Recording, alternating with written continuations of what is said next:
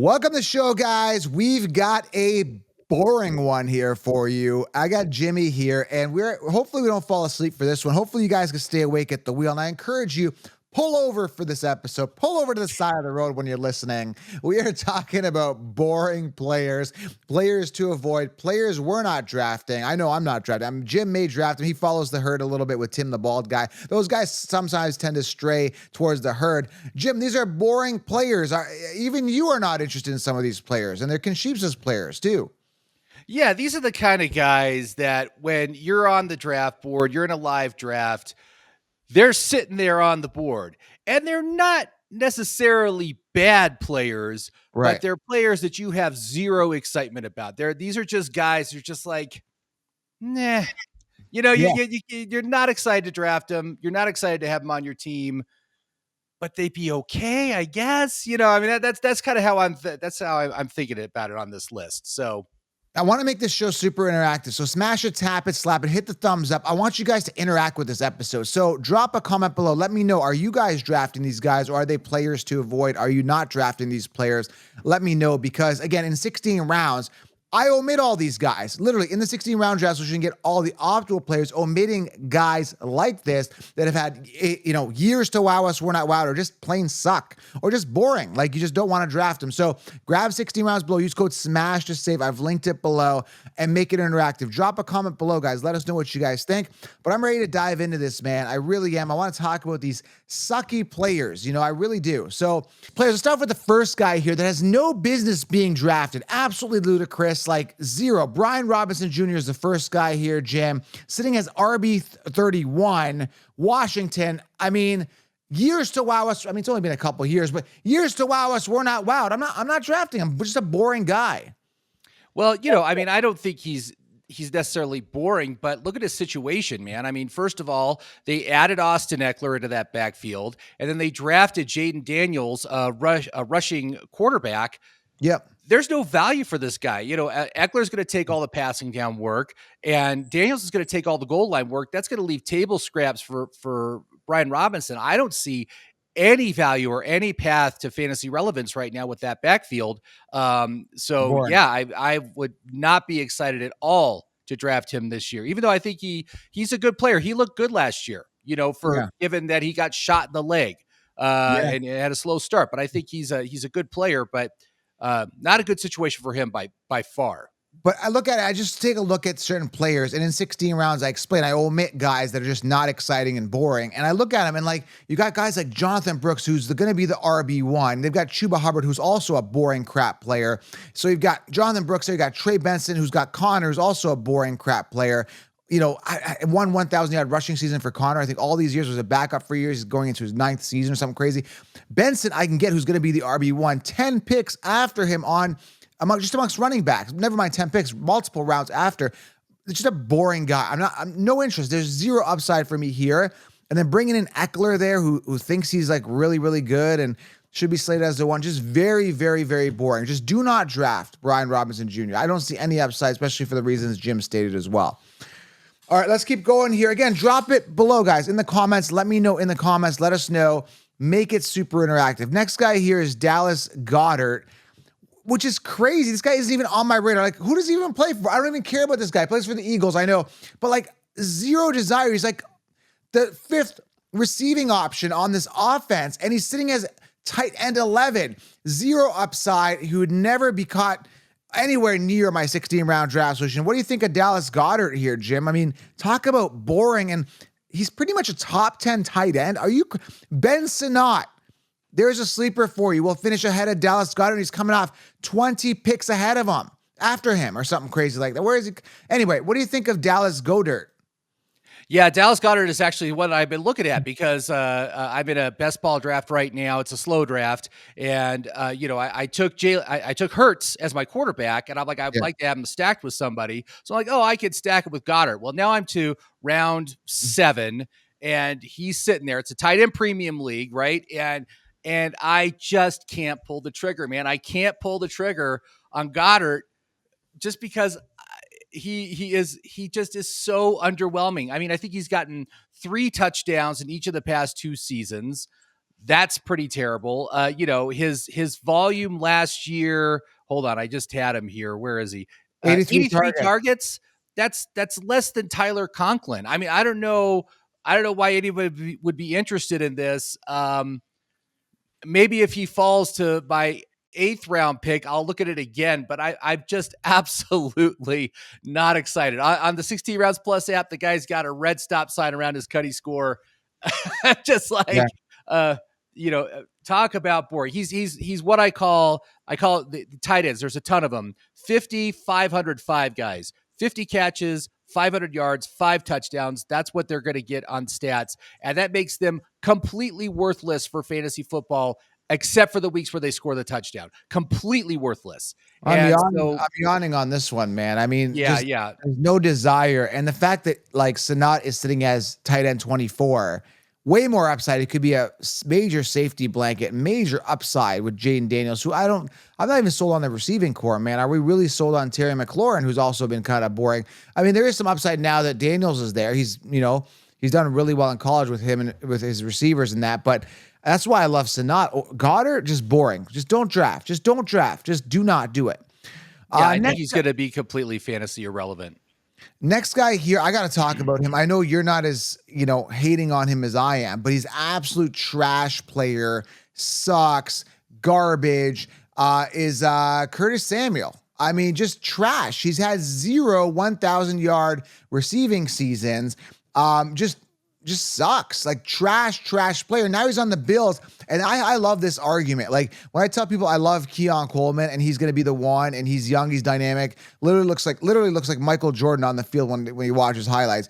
And then they come and tell me, no, Curtis Samuel's the one. You are an idiot. You are the same idiots that said Damian Williams was better than Derrick Henry the 1 year Damian Williams had a decent year. You are the same idiots that told me to avoid Sam Laporta last year and were telling me Dallas Goedert should be drafted ahead of him. You guys are the same idiots that slept on Mahomes the year he broke out. You're the same idiots that told me, hey man, well, Baker Mayfield's better than Josh Allen. There was a year that everybody was on Baker Mayfield ahead of Josh Allen. Same idiots that are telling me Curtis Samuel is better than Keon Coleman. I'm going to get the last laugh yet again. He sucks, Jim. Sucks. Trash. I know you're not as, hating on him as I am, but I hate him. I'm not excited at all about Curtis Samuel. He's a guy I'm never looking to. Last year, what was his final ranking in half PPR? He was the wide receiver 44. Completely irrelevant. 91 targets, 613 yards. Let's see here. He also had some rushing yards. 39 rushing yards. That's pathetic. He's usually a little bit better on that count. But and now that he's right, I've heard all this chatter that everyone say that he's the one in Buffalo. I'm like, absolutely not. He's never been the one. At best, he's the 3, right? That's like the best he's ever been, is the wide receiver 3 on a team. I like Khalil Shakir better than him. I'd say Khalil has way more upside. And I'm looking at his stats right now. He's going into his 8th season, 0 1,000-yard receiving season. He hasn't even cracked. Dude, he had 850 yards in 2020. That was his best season. But the past couple of seasons, 2021, I think he got hurt. 656 yards in 2022, 613 yards receiving in 2023. And listen to this, 11 touchdowns in 4 seasons. 11 touchdowns in 4 seasons, dude. And you think this guy's a 1? You guys are nuts. It's not going to happen, man. It's you're smoking something, but don't go picking players while you're smoking it. So yeah. Well, no, actually, I kind of like him. I should say I like him because he is good enough just to be there for depth to kind of like fool people to think he's them, and then I just get a value for Keon. So in fact, he's doing us a favor for the people that don't listen to this channel. It's like, okay, go ahead, draft Curtis Samuel, see how that works out for you. Just disaster. Right. Next guy here, another guy that I just don't understand how he's sitting as the RB1 is Gus Edwards. Talk about years to wow, I had a decent year last year. I'll give him last year, but the guy is not good. The guy sucks. He has no business being the RB1. Now, if I look at his Baltimore numbers, this is actually really promising for a guy. Listen to this. This is really, really promising again. This is why I love Derrick Henry. I got to go off on a side tangent here. Gus Edwards is Gus Edwards. He sucks. Had 13 touchdowns, 4.1 yards per carry, 811 yards on the ground. And this guy is the sucky of all sucky. In his 7th season, never cracked over 724 yards on the ground. Last year was his best year, sucked his entire career. And then he goes on the Ravens, last year with a healthy Lamar. And well, he was on the Ravens the whole time, but it's just the fact that I think Lamar was healthy, and maybe it's the offense, maybe it's different from the years before. But something in him sparked. Maybe he's like, I got to move, I got to get on a different team.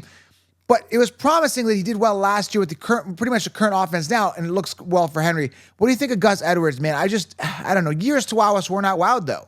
Well, he's a perennial backup. He's like an Alexander Madison type of player, right? He's always been good when he's had to come in relief of another player. And last year, his entire situation happened because J.K. Dobbins suffered the Achilles injury and was out. And so all of a sudden, he was the lead back. Now he has gone to the Chargers with J.K. Dobbins. I mean, I don't get this. I've been taking tons of Gus Edwards just because there's nobody else. I mean, there's Kamani Vidal, who's like a 5th round pick. Okay, he might do something. Maybe we'll see. Yeah. But I'm like, I don't think J.K. Dobbins is going to be okay this year. He's a runner, and he tore his Achilles last season.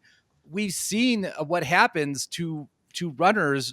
It takes them years to come back, years. And all the narrative is like, oh, well, new technology and medical, blah, blah, blah. And I'm like, I'm sorry, man. We've never seen it happen. I don't think it's going to happen. I think it's still going to be Gus Edwards in this backfield. And I think he's going to be fine. I mean, again, he was over 4 yards per carry, got all the goal line work, got 13 touchdowns. That could definitely happen again with Justin Herbert, because Justin Herbert isn't really a runner. So, yeah, I mean, I'm totally fine drafting him. And I think he's at a great draft position because he's going like, I don't know what, like 9th round, 8th round. You could always get him late.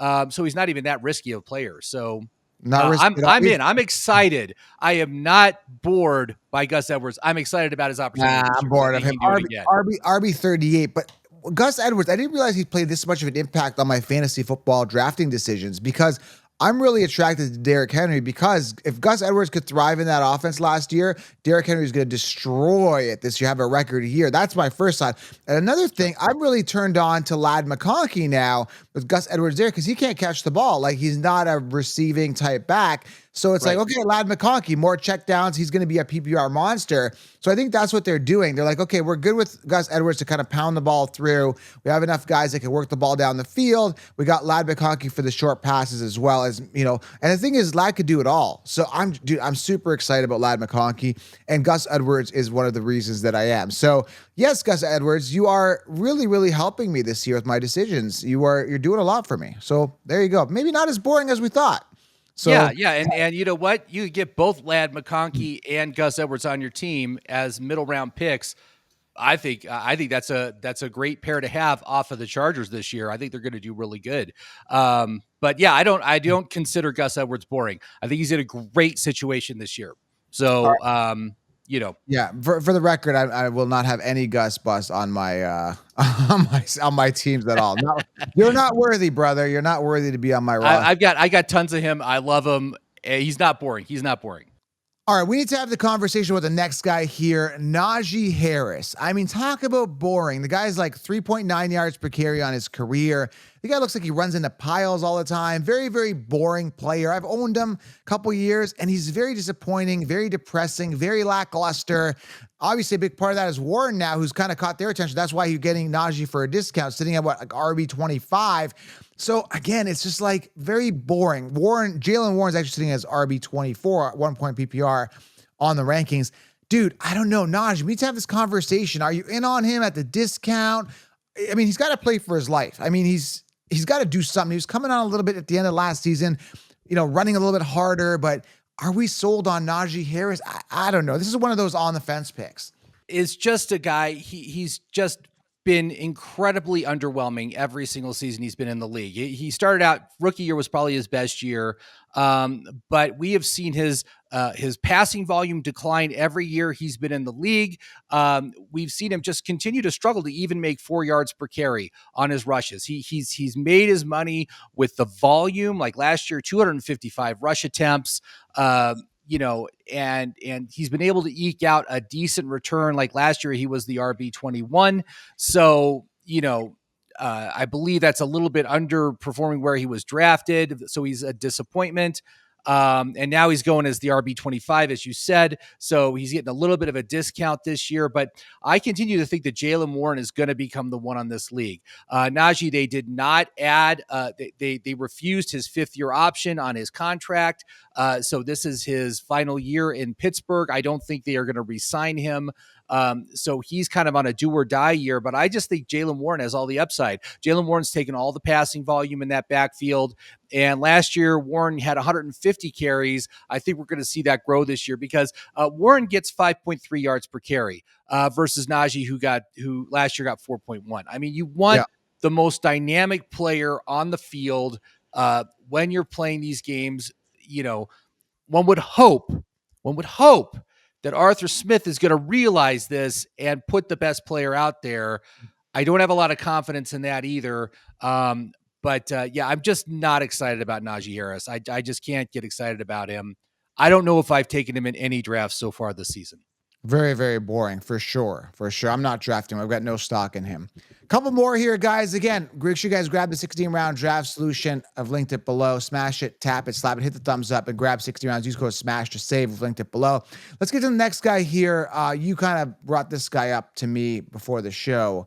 And Javonte Williams, man, talk about a boring guy. Talk about a guy who's had years to wow us, we're not wow. Talk about a guy with excuses. Is this the year for Javonte Williams? I mean, I don't know, man. Just boring. Like, I don't get it. When I hear Javonte Williams, it's like, I think of like Royce Freeman when he was like the backup to Philip Lindsay when he lost his job. We thought Royce would be exciting there, never was. And then Philip Lindsay came in. Remember Philip Lindsay, Lindsay Lohan? And then this is what I think of. I think of like Royce Freeman when I think of Javonte. I don't see a difference between him and Royce Freeman. Like, I don't see like any difference. I see the same type of player. Yeah, I mean, he's never been like the clear-cut one on his team. He's always had someone else there playing alongside him. And so he's never been allowed to flourish. But last year, again, coming back from that devastating knee injury, the fact that he even played starting at the beginning of the year was impressive. But his stats were not 3.6 yards per carry. Gross. He had over 200 carries last year, just couldn't do anything with them. Did get 58 targets. He ended up being the RB30 on the year. But here's the thing, man. He is the only player in the Denver backfield that was not brought in by Sean Payton. He's the odd man out. Yeah. And I really think this is his last year in Denver. I'm much more excited about guys like Jaleel McLaughlin or Audric Esteem. I think those guys offer more upside for what Sean Payton wants to do. I think Javonte is kind of just like the odd man out. Right. And I don't think they're going to give him this kind of volume if he's not even getting 4 yards per carry. They're not going to do it. It is a contract year for Javonte. He's 2 years removed from his injury. Those are both positive. So I like that. Good point. But it is a do or die year for him. I don't know if he's going to be given the opportunity to do that in the game plan. That's my concern. So something to monitor, man. But again, I'm not paying the front row seat on my fantasy team to find out. Very boring. All right, couple more here. Let's rip through them. Matt Stafford, again, he's in his what, like 100th season, right? Like, what season is Matt Stafford in? Like, he is 37 this year. I think it's his 16th or 17th season. I'm just pulling up his stats from last year, man. Good, decent stats, not nothing crazy, just under 4,000 yards, 24 touchdowns, 11 interceptions. His attempts are good. He likes at 521. He likes to throw the ball, which is good. Where does that put him in attempts? 13th in attempts. Again, not exciting, right? Like, he's just not exciting. Where did he finish? Like, he finished 15th amongst quarterbacks. Now he's sitting like 17th amongst quarterbacks in the rankings, pretty much going undrafted. Again, it's just very boring, very blah. And you're getting this boring quarterback, and yet everybody's so excited about Puka and Kupp. And that's another situation. It's like you are basing your first-round pick on Puka, right? He's coming off in the first round with a boring quarterback who's 100 years old, and they've got Cooper Kupp who could play a full season, who could still be the one there. I don't know, this situation I'm kind of on the fence about this whole situation. I'm kind of like, red flags are kind of jumping out at me with this situation, with Stafford being boring and Puka being overdrafted, like expensive, and Cooper Kupp finishing a season. I don't know, man, but Stafford just is very boring, not fantasy relevant. And you think that he and also Rodgers, who have wide receivers coming off in the first round would be higher draft capital, but they're not. Like they're going undrafted in 12-person leagues or they're backups at best. It's crazy. Well, the issue with them is just the fact they're not rushing quarterbacks. They don't rush at all. I mean, No. let's hear. Matthew Stafford had 65 rushing yards last year, so he's completely irrelevant in that facet. And I've talked about this before that when it comes to looking for what pocket passing quarterbacks could be like a top 3, it's like they have to be able to get like 40 passing touchdowns. That's kind of the Yeah. threshold that they need to meet. Last year, Dak, I think Dak was the quarterback 3 or 4. He had 38 touchdowns. Yeah. And then Jordan Love, he was like the quarterback 5. He had 36 touchdowns, I right? got him at So that's 32. not the threshold. You got to get to 40. Does Stafford have a realistic path to 40 this year? He's got 2 good receivers, but I'm just not seeing it. I'm just not seeing any way that he's going to be able to do anything like that. So he's automatically a QB2.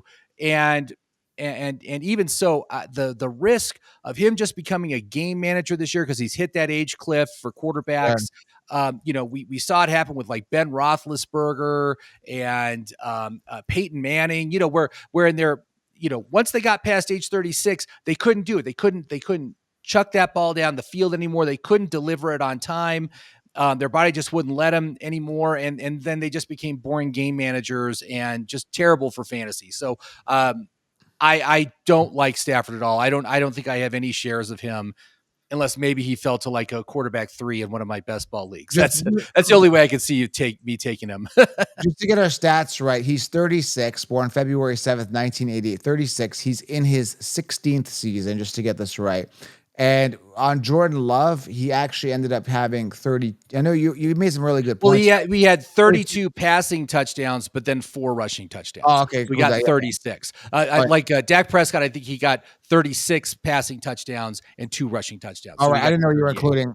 I'm sorry. I was including that. Yeah, I was Okay. including that. So Sure. So it's, either way, Matthew Stafford's boring, and pretty much. yeah. I mean, I don't see him. I mean, maybe he'll hit 30 touchdowns on a.